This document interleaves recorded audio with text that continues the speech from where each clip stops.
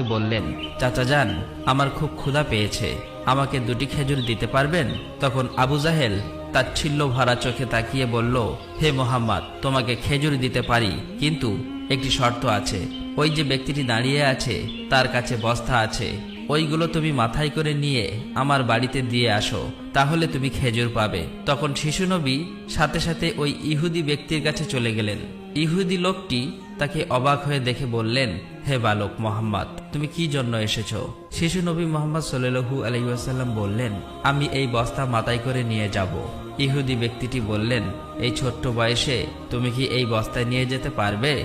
শিশু নবী বললেন, নিশ্চয়ই পারবো। অতঃপর শিশু মোহাম্মদ সাল্লাল্লাহু আলাইহি ওয়াসাল্লাম ধুলিমাখা শরীরে মাথায় বিশাল বস্তা নিয়ে হেঁটে চললেন। ছোট্ট ছোট্ট পা, ক্লান্ত দেহ, কিন্তু চেহারায় এক অপার্থিব শান্তি। এবং তার পিছু চলেছে আবু জেহেল এবং সেই ইহুদি ব্যক্তি।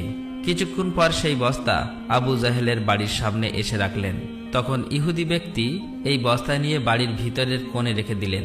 তারপর শিশু নবী হযরত মুহাম্মদ সাল্লাল্লাহু আলাইহি ওয়াসাল্লাম বললেন, চাচা যান, আমাকে খেজুর দেবেন না?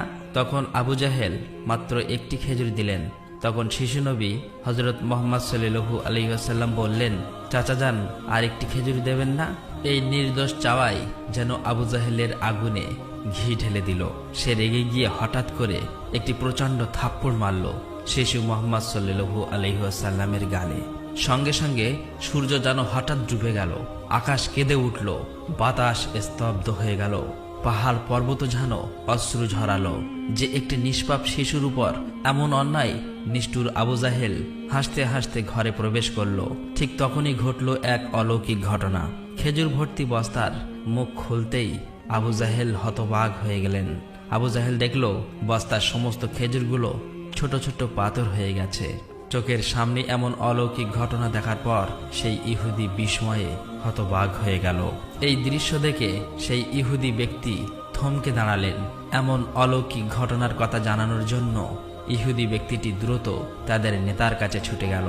কিন্তু নিষ্ঠুর অত্যাচারী আবু জাহেল তখন ঘর থেকে বের হয়ে এলো এবং কটাক্ষ করে বললেন, হে মোহাম্মদ, তুমি তো বড় জাদুঘর, আমার খেজুরগুলো জাদু করে পাথর করে দিয়েছ।